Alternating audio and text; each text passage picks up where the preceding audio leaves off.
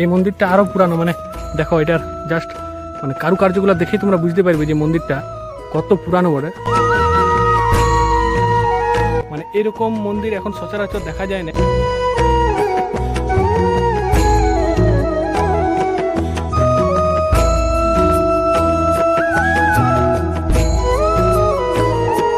বলছে নাকি মাইকেল মধুসূদন দত্ত আসছিল এখানে। এই যে দেখো লেখা আছে বাবা লধুরকা চণ্ডেশ্বর শিব মন্দির।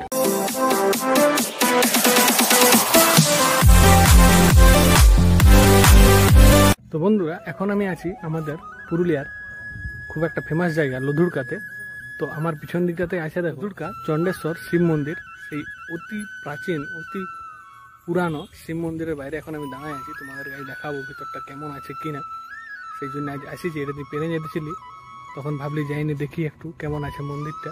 এই যে দেখো লেখা আছে বাবা লধুরকা চণ্ডেশ্বর শিব মন্দির।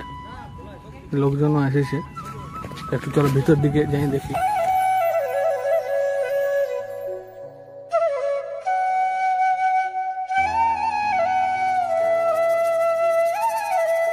এটা হরিবল মন্দির বলে আশা করি। আর এইদিকে মেন মন্দিরটা আছে, বহু পুরানো মন্দির বটে এটা।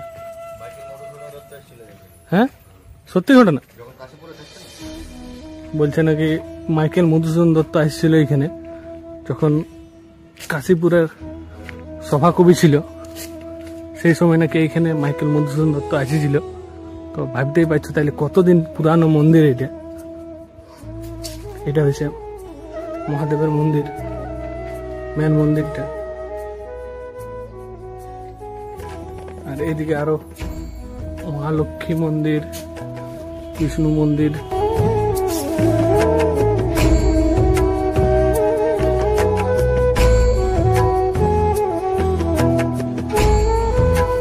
যাতে আছে রাধাকৃষ্ণ মন্দির, সীতারাম মন্দির।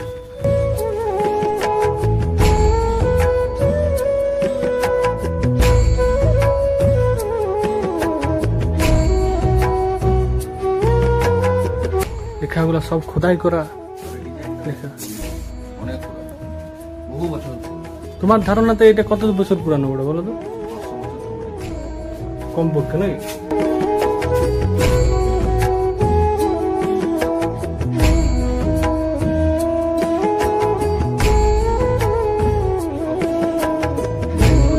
দেখছো অর্ধনারীশ্বর হংসেশ্বরী মন্দির। এটা পুরা একদম সেই দেওয়ালে একদম খোদাই করে লেখা আছে।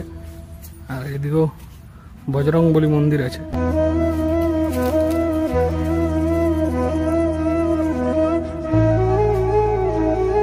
চারিপাশের প্রকৃতি একদম শান্ত পরিবেশ, দেখলে মন জুড়ান যায় সেরকম পরিবেশ। আসে বসলে মানে দুরণ্ড যদি বসা হয় তাহলে মনে একটা আলাদা একটা শান্তি পাওয়া যাবে মনে হয়েছে এইসব জায়গাতে। তো দেখছো নন্দী মহারাজ গুলো নাকি?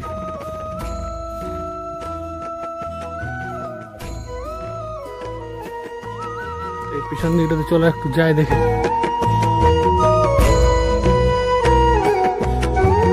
এই মন্দিরটা আরো পুরানো, মানে দেখো এটার জাস্ট মানে কারুকার্যগুলো দেখেই তোমরা বুঝতে পারবে যে মন্দিরটা কত পুরানো বটে।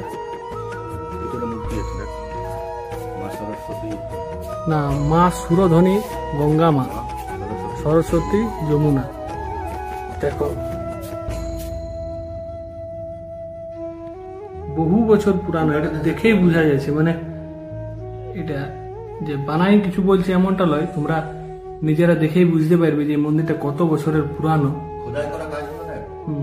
আমার পিছন দিকে চূড়াটা দেখলেই তোমরা বুঝতে পারবে যে মন্দিরটা কত দিনের পুরানো বটে বা কত বছরের পুরানো বটে।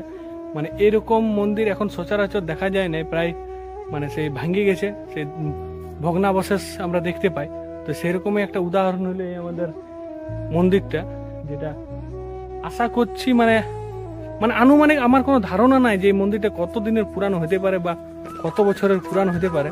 তোমরা দেখলেই বুঝতে পারবে। আর যার যার জানা আছে এই বিষয়টা সম্পর্কে তারা অবশ্যই জানাবে কমেন্টের মাধ্যমে, তাইলে এই জিনিসটা সম্পর্কে মানুষ অবগত হবে। তো দেখো মন্দিরটা দেখো, মানে দেখে আমরা বুঝতে পারছি যে অনেক পুরানো মন্দির বটে।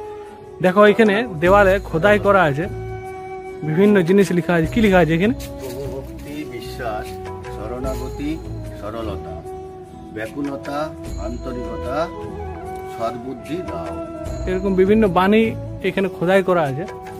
তো আজকে আমি আর কনিষ্কদা চলে এসেছি। দেখছো বন্ধুরা,